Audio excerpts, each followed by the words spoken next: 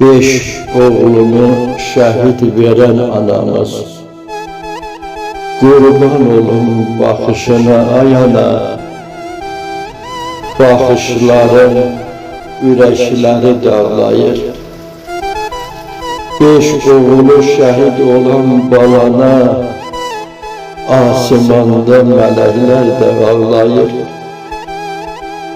Övladların şəhid verən anaya, təskinlik verməyə söz tapılmayır. Ən ağır müsibət görən anaya, candan ağlamağa göz tapılmayır. Titrətdi göyləri ahun aləsi, oyaqdı başlarda çox ağılları.